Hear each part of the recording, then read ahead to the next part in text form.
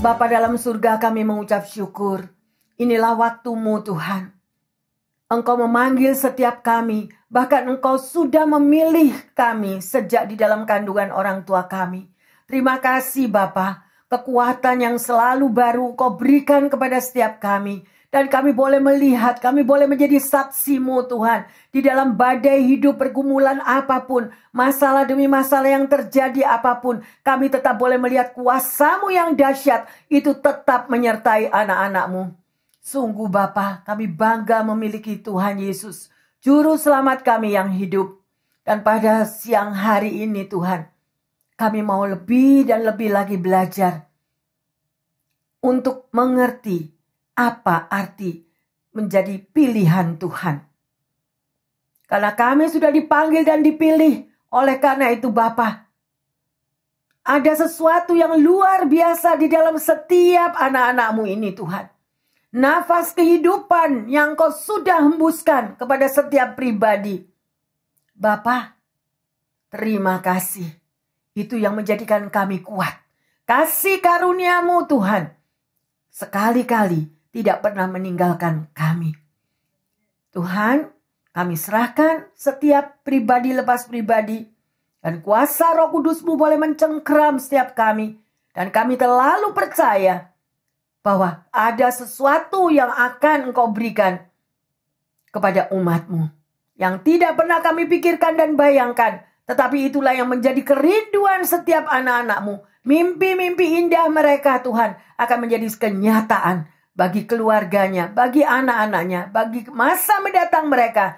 Semuanya kami percaya yang terbaik yang terjadi bagi kami. Yang percaya dan siap menerima kasih karunia Tuhan mengatakan amin, amin, amin. Terima kasih yang terkasih. Selamat siang. Ya, kita boleh bersyukur kembali. We proud of God ya. Kita sungguh bangga memiliki Tuhan yang luar biasa. Benar? Kalau kita belajar dari sekeliling kita apa yang terjadi. Kejadian demi kejadian. Sungguh amat menakutkan. Dan biarlah kita boleh belajar dengan tanda-tanda zaman. Yang sedemikian rupa. Panggilan khusus bagi setiap anak Tuhan. Kalau itu sudah boleh terjadi yang terkasih. Karena kita boleh pegang firman Tuhan. Ada yang konseling mengatakan begini. Bu Pendeta, katanya Tuhan itu firmannya mengatakan. Satu helai rambut aja jatuh. Kalau tidak seizin Tuhan, gak mungkin. Satu helai rambut jatuh. Kalau tidak seizin Tuhan gak mungkin. Lah kenapa dibiarin itu api? Ada di berapa tempat? Api ya. Turun bahkan angin besar. Bahkan terjadi dari 5 sampai 7 tempat. Berapa yang bisa dikuasai, berapa yang tidak bisa dikuasai. Di mana Tuhan, Bu Pendeta? Mereka tanya. Dan saya katakan, kembali baca akan firman Tuhan. Belajar akan tanda-tanda zaman. Karena waktu-waktu saat ini adalah waktu kita lebih dekat kepada Tuhan. Panggilan Tuhan di dalam setiap kehidupan kita. Sungguh luar biasa. Ya. Sedemikian rupa, mari kita belajar pada siang hari ini yang terkasih. Temanya adalah pilihan Tuhan. Mari kita buka bersama-sama nanti ya. Ya, apa yang dimaksud dengan pilihan Tuhan yang terkasih? Pilihan Tuhan adalah kasih karunia Allah yang diberikan oleh Tuhan kepada umatnya yang dikasihinya. Semua umat Tuhan itu dikasihi Tuhan. Tetapi tergantung kitanya ini loh yang kemana. Ya, sedemikian rupa. Pilihan Tuhan ini merupakan hasil dari kasih karunia. Berarti saudara dan saya itu hidup daripada kasih karunia Tuhan. Jangan sia-siakan setiap hari lupa akan Tuhan. Ya, setiap hari libatkan Tuhan yang terkasih di dalam kita begitu bangun tidur ya. Karena perbuatan-perbuatan Tuhan itu ajaib. Dan kalau Anda cinta akan firman Tuhan, Anda akan tahu. Di luar Tuhan kita tidak mampu berbuat apa-apa. Di luar Tuhan kita akan terhilang. Tapi kita percaya apapun di dalam segala tantangan, pergumulan, tanda-tanda zaman, musibah yang terjadi di sekeliling kita, membuat kita lebih dekat kepada Tuhan. Peluklah dia setiap hari yang terkasih. Peluklah dia. Sekalipun badai pergumulan, apapun yang terjadi, mampu enggak kita ini melibatkan Tuhan dengan mengucap syukur? Ya, sedemikian rupa. Ada 3 hal yang akan kita pelajari yang terkasih. Ya, jadi orang pilihan Tuhan atau saudara dan saya yang dipilih oleh Tuhan. Dan itu bagaimana? Bagaimana Tuhan memilih kita? Yang terkasih. Yang pertama, ya, bahwa saudara dan saya itu udah dihembuskan nafasnya pada saat Adam diciptakan. Itu sudah ada nafas kehidupan. Dan itu juga nafas kehidupan itu ada pada setiap yang terkasih. Jadi Anda dan saya adalah orang-orang yang dipilih oleh Tuhan. Adam dan Hawa juga dipilih dulunya oleh Tuhan. Ya. Yang kedua, ada kasih karunia Tuhan. Kasih karunia Tuhan inilah yang memiliki segala sesuatu yang berhubungan ya dengan kebijaksanaan Tuhan. Allah kita itu adalah Allah yang bijaksana. Dia tahu kelemahan setiap kita. Dia tahu kalau kita itu sudah tidak mampu lagi. Pada waktu kita tersandung, pada waktu kita jatuh, pada waktu kita lemah. Dia tahu. Oleh karena itu dia berikan kasih karunia-Nya untuk saudara dan saya. Mampu nggak kita mengucap syukur? Di dalam segala tantangan, ingat ya bahwa hidup kita itu bukan ada di muka bumi ini. Ini bukan rumah kita yang terkasih. Oleh karena itu kita disempurnakan di bumi ini. Kita diproses. Tetapi mampu nggak pada waktu pemrosesan itu terjadi, kita mau tetap kuat? Dasarnya apa saudara dan saya bisa kuat? Peluk dia setiap hari. BCF 24 tahun bukan sesuatu yang sangat mudah. Penuh air mata. Penuh. Ya, tetapi disitulah kita bisa melihat bagaimana karya Tuhan. Sekalipun 1 domba aja yang datang, kita tetap mau mensyukuri. Mensyukuri bahwa Tuhan hadir. Tuhan ada dan tidak pernah tinggalkan. Langkah demi langkah selalu kita ditopang. Langkah demi langkah kita selalu dikuatkan. Ya. Yang ketiga, kebaikan Tuhan. Bahwa Tuhan itu sangat baik di dalam kehidupan Anda dan saya. Ya.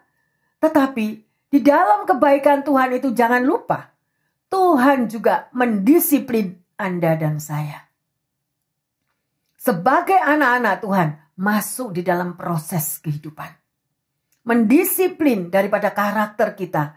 Biasanya orang yang keras kepala. Biasanya orang yang bebal. Biasanya orang yang tidak bisa dipanggil atau diingatkan. Tetapi tetap ada kebaikan Tuhan.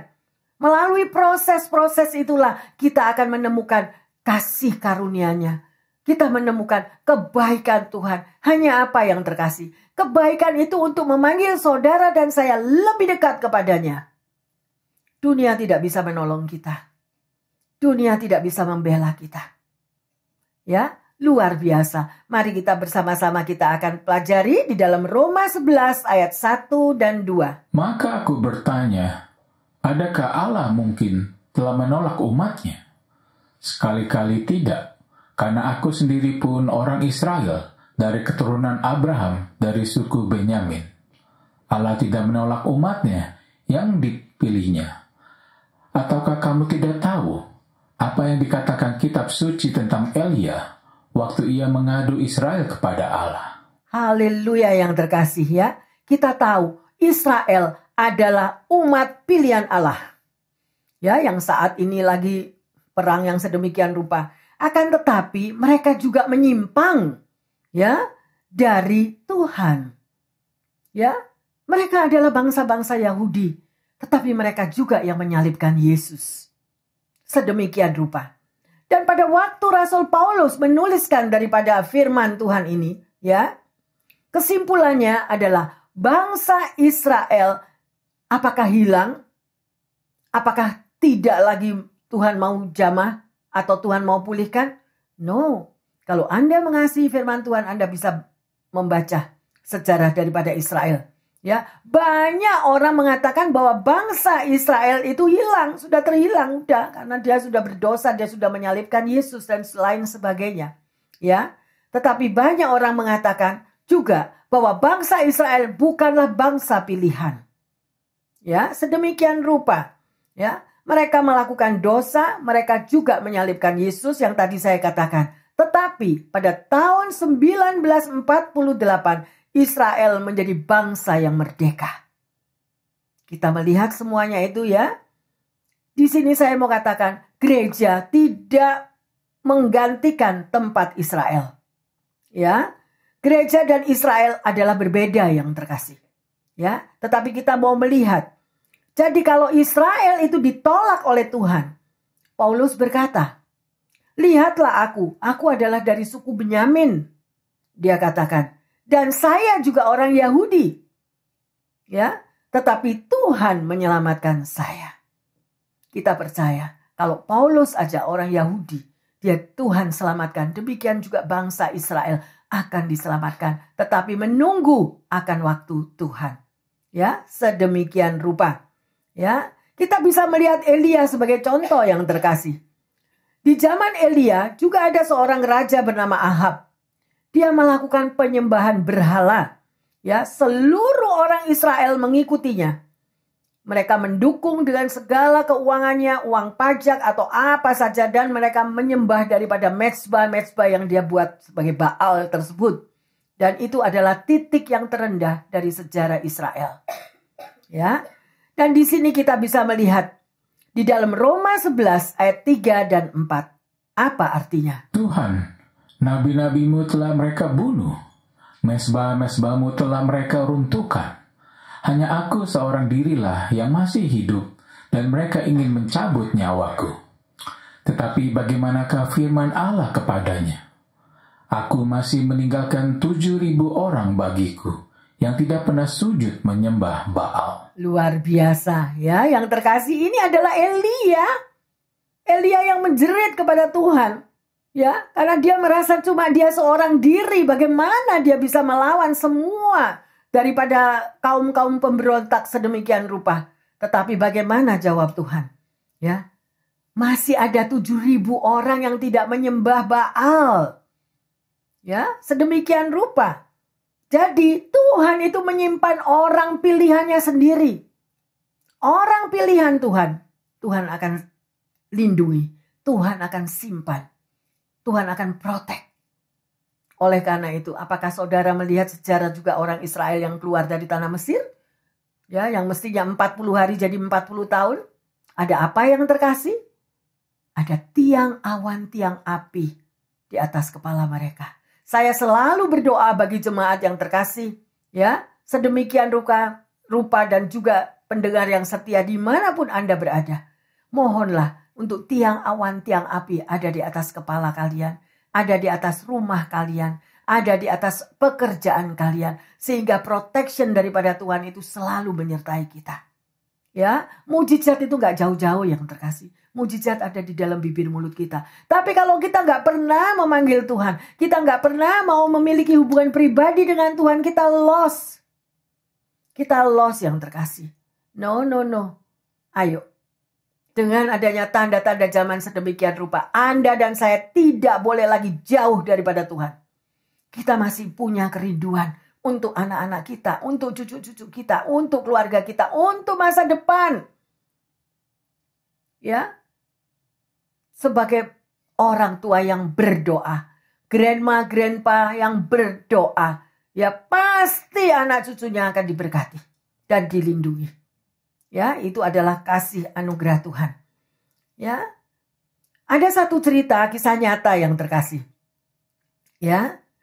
Tentang kasih karunia Tuhan. Nanti saya akan berikan kesaksiannya. Kita baca dulu di dalam Roma 11 ayat 5 dan 6. Demikian juga pada waktu ini ada tinggal suatu sisa menurut pilihan kasih karunia. Tetapi jika hal itu terjadi karena kasih karunia, maka bukan lagi karena perbuatan. Sebab jika tidak demikian, maka kasih karunia itu bukan lagi kasih karunia. Haleluya, amin. Kita patut bersyukur yang terkasih, ya. Karena saudara dan saya adalah pilihan Tuhan karena kasih karunia. Ya, oleh karena itu jangan lagi jauh daripada Tuhan. Ya, mari kita belajar dengan jelas bagaimana tentang kasih karunia Allah itu. Ya, dan di dalam Ulangan 30 ayat 15 di situ dikatakan, Aku menghadapkan kepadamu pada hari ini kehidupan dan keberuntungan, kematian dan kecelakaan. Nah, pilihan ada di tangan saudara dan saya. Kalau Anda rajin membaca firman Tuhan, Anda pasti tahu teguran Tuhan, kasih sayang Tuhan, himbauan Tuhan, pelukan Tuhan yang senantiasa menyertai Anda dan saya. Ya, jadi mari yang terkasih, pilihlah kehidupan. Ya, dan kalau kita memilih kehidupan, melekatlah kepada Tuhan. Ya, sedemikian rupa. Anda pasti mengenal seorang yang bernama John Wilkes Booth yang terkenal karena perbuatan buruknya. Ia membunuh Presiden Abraham Lincoln pada tahun 1865. Akan tetapi, apakah Anda juga pernah mendengar tentang Edwin Booth, kakak tertua dari John ini? Edwin adalah seorang aktor terkenal. Sedang menunggu kereta di stasiun kota. Waktu itu di kota Jersey ya. Ketika ia melihat seseorang terpleset dan hampir jatuh dari pinggiran pintu kereta api, Edwin segera meraih baju kerah daripada laki-laki ini dan menariknya untuk menyelamatkannya. Edwin telah menghindarkannya dari luka serius dan kematian. Edwin telah menghindarkannya sedemikian rupa. Siapakah laki-laki yang diselamatkan itu? Lelaki itu adalah Robert, putra Abraham Lincoln. Seorang prajurit yang ikut dalam perang saudara. Alangkah ironisnya. Seseorang yang menyelamatkan putra Abraham Lincoln mempunyai seorang saudara laki-laki yang tidak lama kemudian membunuh sang presiden.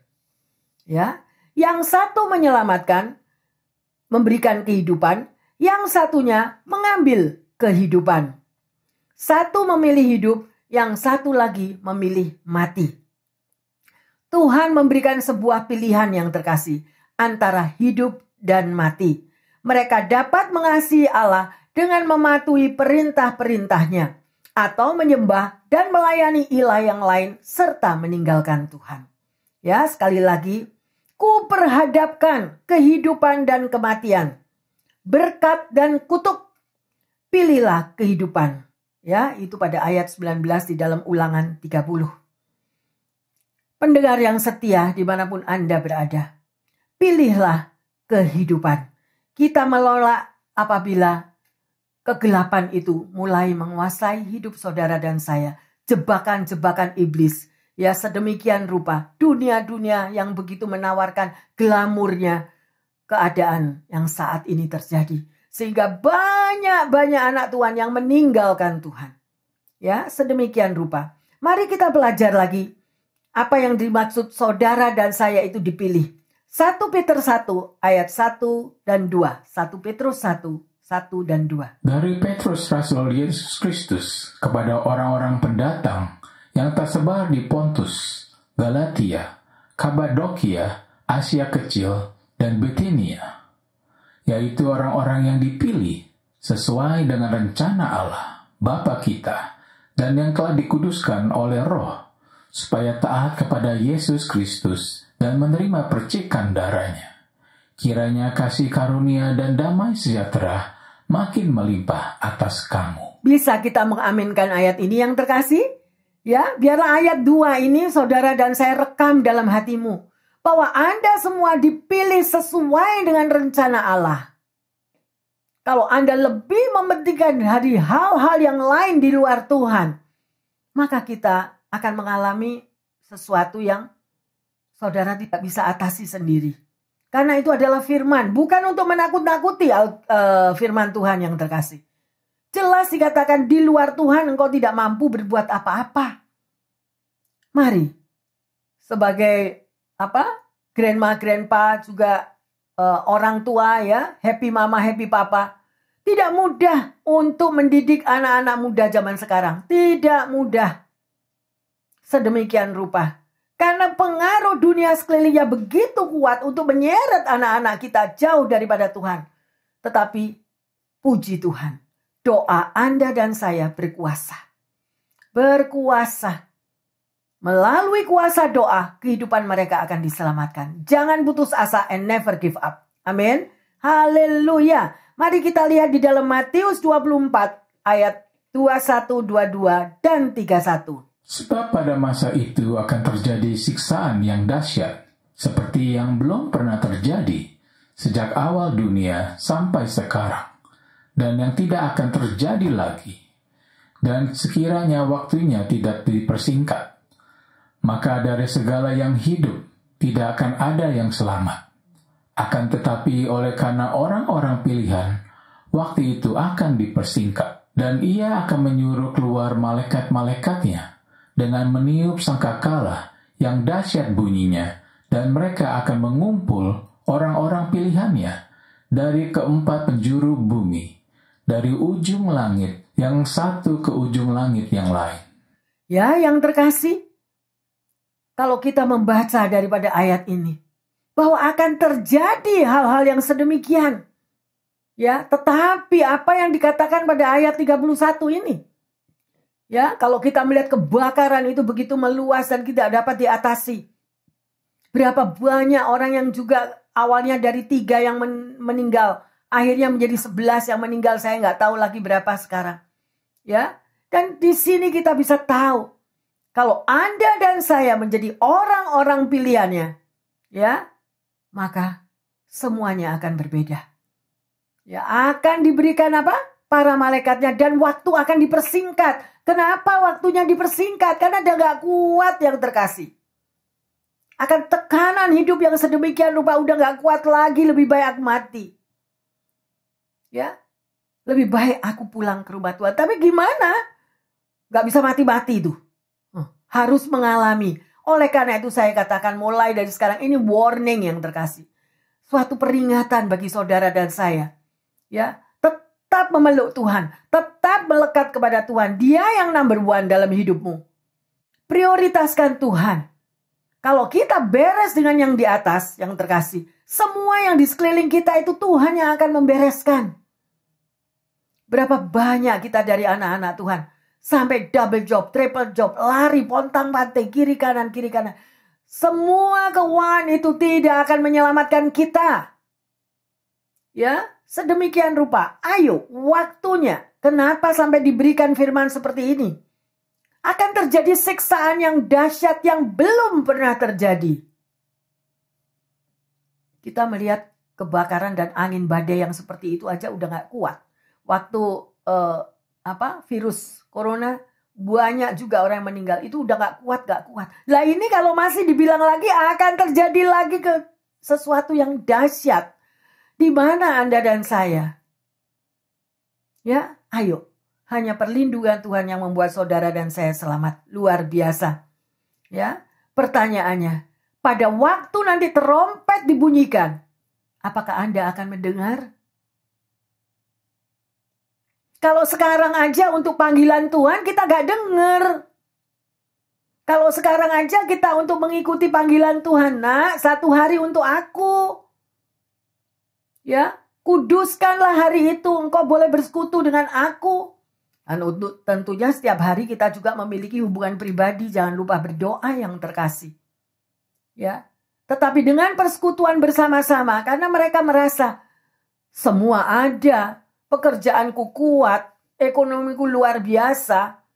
Aku memiliki real estate berapa hektar, berpuluh-puluh rumah, di luar state juga banyak. Aku gak butuh Tuhan.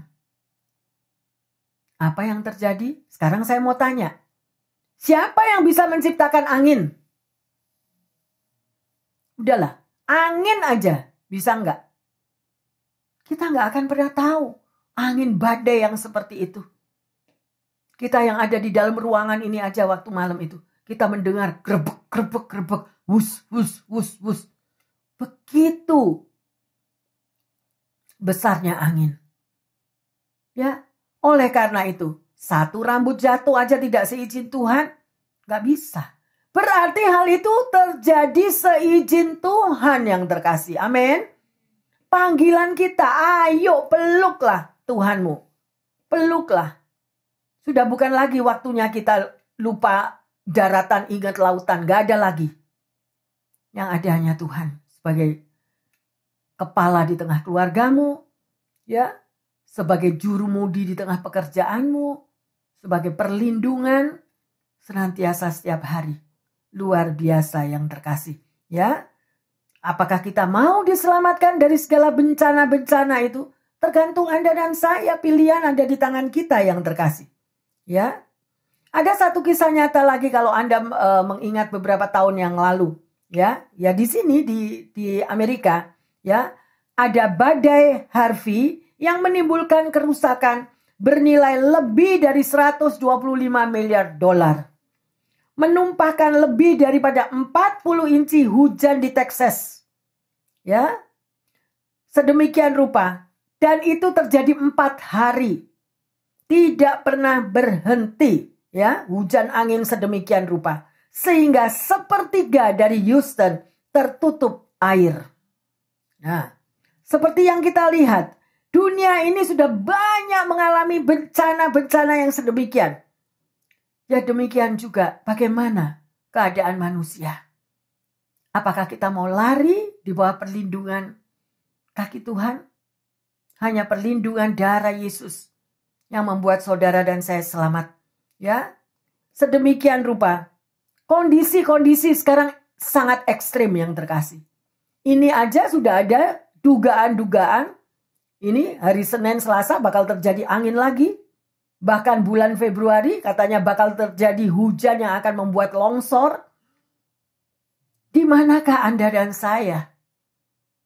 Apa yang kita mau pegang kuat-kuat? Ya, saudara tahu kisah daripada monyet yang makan kacang, tangannya masuk di dalam toples tapi tidak bisa keluar. Nah, apakah kita sedemikian rupa dengan dunia? Dunia tidak akan kita lepaskan, kita mau mencengkeram dunia itu supaya kelihatan hidup kita itu glamur. Supaya dilihat orang lain kita itu begitu wah. Tetapi kosong. Mari yang terkasih. Panggilan Tuhan jangan sia-siakan. Anda dan saya dipanggil dan dipilih. Yang kedua, ada kasih karunia. Bagaimana dengan kasih karunia itu? Tuhan gak pernah salah. Gak pernah salah pilih untuk memilih Anda dan saya. Yang salah itu seringkali kita yang meninggalkan Tuhan. Gak butuh Tuhan. Ya, tersinggung sedikit. Gak Tuhan-Tuhanan. Sedemikian rupa. Ya, mari yang terkasih. Kita bisa melihat seorang bernama Kay Arthur. Dia adalah penulis wanita yang hebat. Dia katakan, Tuhan yang memegang kendali. Dan karena itu dalam segala hal, ucapkanlah syukur. Angin badai apapun tetap mengucap syukur yang terkasih. Ubahlah kata-katamu. Tuhan, aku tahu saat ini terjadi ya sedemikian rupa. Ya, sedemikian menakutkan. Api yang sedemikian, angin badai sedemikian. Aku tetap mengucap syukur karena aku tahu perlindunganmu ada di dalam keluargaku. Perlindunganmu ada di atas kepalaku. Tiang awan, tiang api melindungi seluruh keluargaku. Bisa enggak ngucap syukur gitu? Atau semakin marah-marah? Angin lagi, angin lagi. Api lagi, api lagi. Enggak pernah selesai yang terkasih. Anda dan saya dipanggil dan dipilih. Yang keluar daripada bibir mulut kita adalah perkataan Tuhan.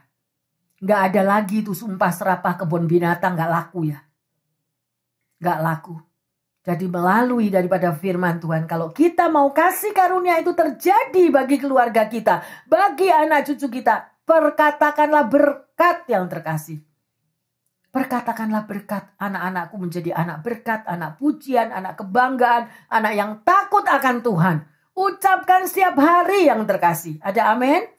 Ya, sekalipun gaji kita dibayar under minimal. Ada itu jemaat yang mengeluh kepada saya. Bu Pendeta, enggak fair. Gaji saya dikasih under sedemikian rupa. Ya, saya katakan ngucap syukur. Ngucap syukur. Terima kasih Tuhan. Engkau memberikan aku pekerjaan yang terbaik. Bahkan Tuhan sendiri ngomong melalui firman-Nya. Susah payah tidak akan membuat engkau kaya. Tetapi aku memberkatimu pada waktu kamu tidur. Loh, Bu Pendeta gimana? Wong tidur kok diberkati? Yes, artinya apa? Surrender. Di dalam segala perkara kita mau surrender. Tuhan, hidupku adalah milikmu. Kalau burung-burung di udara Tuhan pelihara, demikian juga setiap anak-anak Tuhan. Tapi ini mesti ganti. Jangan ada kerikil-kerikil dalam hati. Mengampuni sesamamu yang sudah menyakitkan hatimu. Ya, mengubahkan semuanya itu dengan pengucapan syukur. Mari yang terkasih, itulah kasih karunia Tuhan. Ya, kita akan diubahkan melalui kata-kata kita.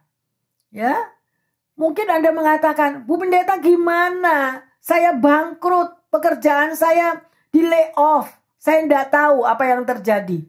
Kalau Anda berani mengucap syukur, Tuhan, Engkau yang pegang kendali atas hidupku. Engkau yang pegang kendali atas keuanganku. Aku serahkan semua dalam tangan-Mu. Aku bersyukur Tuhan, Engkau akan memberkati di luar pikiran kita. Nah, itu akan terjadi. Tapi kalau marah-marah malah ini berkatnya stop yang terkasih. Ya, jangan ya. Jadi banyak anak Tuhan yang mengatakan, sulit Bu Pendeta untuk ucap syukur. Sulit, nyatanya anakku nakal. Nyatanya pekerjaanku tidak ada. Nyatanya keuanganku minim. Yang terkasih, ada Tuhan di atas kita. Dia yang sudah memberikan nafas hidup di dalam hidupmu dan hidupku. Dia yang pegang kendali, bukan bos kita. Makanya jangan mengagungkan bosmu. Gak peduli bos kita itu siapa. Bos kita adalah Tuhan Yesus. Amin. Ya, sekalipun yang mengalami sakit penyakit juga. Tuhan, aku tahu umurku semakin bertambah. Tapi kekuatan yang dari Tuhan. Melalui darah Yesus aku tetap sehat, kuat, panjang umur, makmur. Lah, ya harus berkata-kata. Mujizat tidak jauh dari Anda dan saya. Amin. Haleluya, sedemikian rupa. Mari kita baca Roma 11, 7-10. Jadi bagaimana? Israel tidak memperoleh apa yang dikejarnya, tapi orang-orang yang terpilih telah memperolehnya. Dan orang-orang yang lain telah tegar hatinya. Seperti ada tertulis, Allah membuat mereka tidur nyenyak, memberikan mata untuk tidak melihat dan telinga untuk tidak mendengar sampai kepada hari sekarang ini. Dan Daud berkata, biarlah jamuan mereka yang menjadi jerat dan perangkap, penyesat dan pembalasan bagi mereka.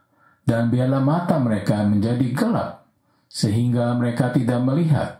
Dan buatlah punggung mereka terus-menerus membungkuk. Yang terkasih, jelaskan ini. Firman Tuhan tentang Israel itu semua terperinci. Ya, karena Israel itu sudah hidup dalam kemakmuran sehingga mereka itu menjadi sombong. Nah, dengan kesombongannya mereka tidak mengakui siapa itu Tuhan. Mereka keluar daripada jalur yang seperti itu. Ya. Oleh karena itu mereka terjebak oleh segala kemakmuran itu dan mereka menjadi sombong dan menolak firman Tuhan. Dan apa yang terjadi? Roma 11 ayat 11 dan 12. Maka aku bertanya, adakah mereka tersandung dan harus jatuh? Sekali-kali tidak, tetapi oleh pelanggaran mereka, keselamatan telah sampai kepada bangsa-bangsa lain, supaya mereka cemburu. Sebab jika pelanggaran mereka berarti kekayaan bagi dunia, dan kekurangan mereka, kekayaan bagi bangsa-bangsa lain, terlebih-lebih lagi kesempurnaan mereka. Ya, jadi bangsa Israel ini tersandung jatuh yang terkasih. Ya, sedemikian rupa. Dan akhirnya apa? Keselamatan itu jatuh kepada orang-orang yang bukan Yahudi, termasuk saudara dan saya. Kita jadi diselamatkan. Ya, luar biasa. Dan mereka itu akan menjadi cemburu, ya.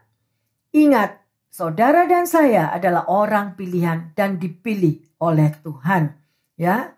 Kenapa? Kadang-kadang orang Yahudi itu saya mikir bukan cuma orang Yahudi. Kadang-kadang hati kita itu bisa menjadi keras. Kenapa? Orang yang keluar daripada Tuhan, orang yang marah-marah, kecewa sama Tuhan, dan dia keluar, dan kemudian hatinya mengeras. Kenapa? Ayo kita selidiki. Kenapa hati kita menjadi keras? Ya, padahal yang pertama, kita itu sudah dibaptis. Kita itu sudah tahu siapa juru selamat kita. Kita tahu akan firman Tuhan. Ya, tetapi yang kedua, kita menolaknya. Ya, malas untuk berdoa.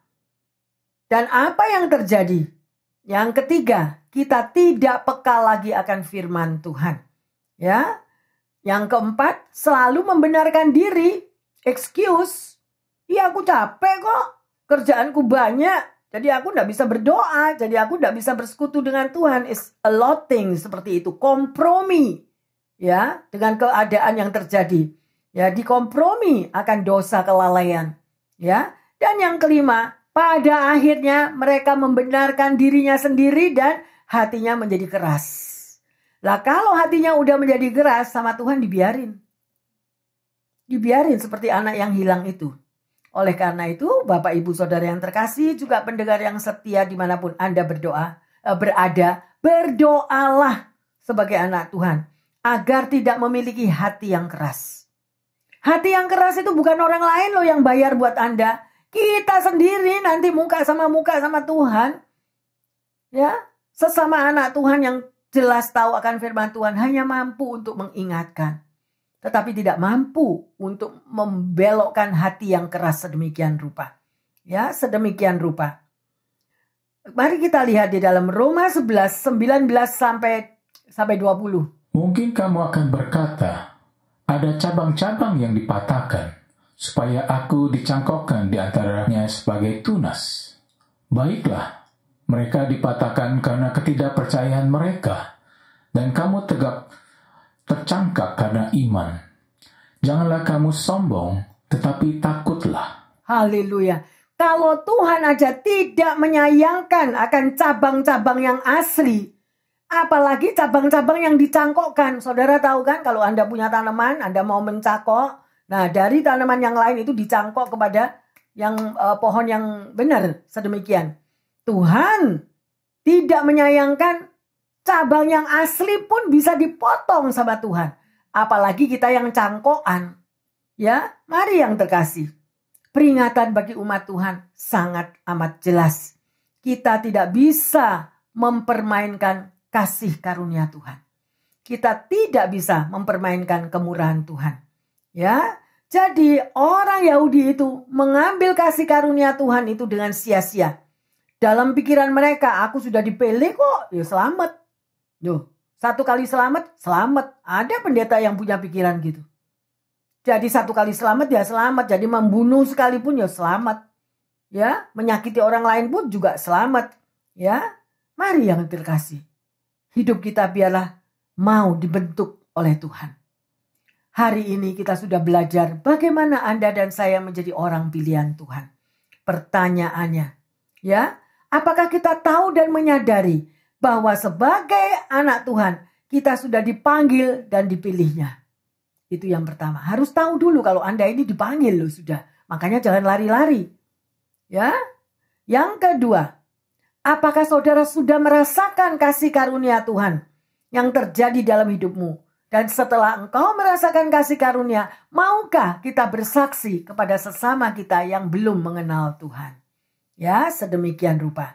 Dan sebagai ayat emas, mari kita lihat di dalam 1 Petrus 2 ayat 9 dan 10. Tetapi kamulah bangsa yang terpilih, imamat yang rajani, bangsa yang kudus, umat kepunyaan Allah sendiri, supaya kamu memberitakan perbuatan-perbuatan yang besar dari Dia, yang telah memanggil kamu keluar dari kegelapan kepada terangnya yang ajaib. Kamu yang dahulu bukan umat Allah, tetapi yang sekarang telah menjadi umat-Nya. Yang dahulu tidak dikasihani, tetapi yang sekarang telah beroleh belas kasihan. Haleluya, amin. Saya mau semua membaca. Resapi terekam di dalam hatimu, ya dan amin, supaya ini benar-benar panggilan Anda dan saya, kita mau pegang teguh. Mari kita ulangi baca bersama-sama pada ayat 9. 1, 2, 3. Tetapi kamulah bangsa yang terpilih, imamat yang kerajani, bangsa yang kudus, umat kepunyaan Allah sendiri, supaya kamu memberitakan perbuatan-perbuatan yang besar dari Dia yang telah memanggil kamu keluar dari kegelapan kepada terangnya yang ajaib. Kamu yang dahulu bukan umat Allah, tetapi yang sekarang telah menjadi umatnya.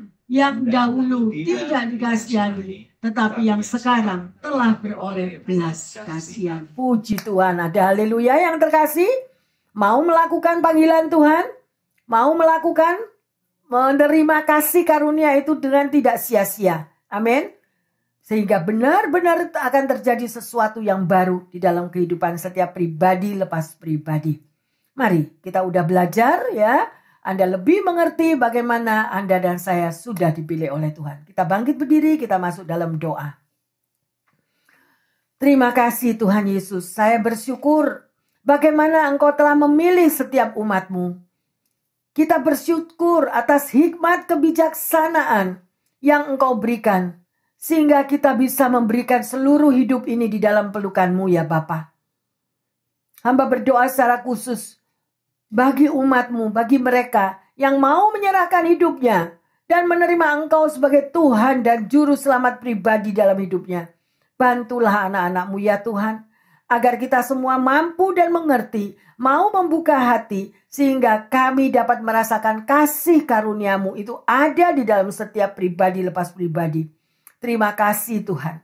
Terima kasih untuk campur tangan-Mu, bahwa tidak ada keselamatan di bawah kolong langit ini Tuhan. Hanya ada di dalam nama Tuhan Yesus, Juru Selamat kami yang hidup. Dan secara khusus Tuhan, hamba berdoa bagi jemaat dan juga pendengar yang setia, di mana mereka berada Tuhan. Mungkin mereka lagi mengalami sakit penyakit. Mereka merindukan jamahan kuasa darah Yesus, agar kesehatan mereka dipulihkan kembali. Agar keadaannya boleh diperkuat Tuhan. Demikian juga yang mengalami financial kekurangan keuangan. Tuhan cukupi mereka. Bagi mereka yang tidak memiliki pekerjaan, yang saat ini lagi mengalami proses di dalam pekerjaannya, kuatkan iman mereka Tuhan. Untuk senantiasa mau bersyukur kepada Engkau. Karena bagi Tuhan tidak ada yang mustahil. Engkau Jehovah Jireh. Engkau mampu mengubahkan keuangan anak-anak-Mu Tuhan. Sehingga mereka mampu untuk cukupi segala kebutuhan hidup mereka. Terima kasih Bapa. Hamba berdoa secara khusus bagi kehidupan relationship antara suami istri, orang tua dan anak, anak bersama orang tua. Tuhan, kami percaya hanya Engkau yang mampu memberikan anggur baru di tengah perkawinan mereka. Karena kami percaya bahwa Tuhan Yesus selalu merancangkan yang terbaik, yang terindah, kasih mesra di tengah keluarga, suami, istri, dan anak-anaknya. Terima kasih Tuhan, tidak ada yang mustahil bagimu. Engkau mampu merubah semua keadaan, semua kata-kata yang manis, semua kata-kata yang selalu mensupport satu dengan yang lain, semua kata-kata yang hanya mengagungkan Engkau akan terjadi di dalam setiap rumah-rumah tangga anak-anak-Mu, dimanapun mereka berada. Sehingga damai sejahtera yang melebihi segala akal melimpah di tengah keluarga mereka. Terima kasih Bapa. Terima kasih untuk firman yang sudah diberikan kepada umat-Mu. Kami dipilih, kami dipanggil, dan kami adalah orang-orang pilihan Tuhan. Imamat rajani ada di dalam setiap pribadi lepas pribadi. Terima kasih Tuhan Yesus. Kami mengucap syukur bahwa Tuhanlah jawaban dan sanggup mengubahkan setiap kehidupan pribadi kami. Yang percaya dan sudah menerima dan mendengar akan firman Tuhan serta mau melakukannya, mengatakan amin, amin, amin. Tuhan Yesus memberkati semuanya karena kita semua adalah orang-orang yang dipilih oleh Tuhan. Ada haleluya? Amin, amin, amin.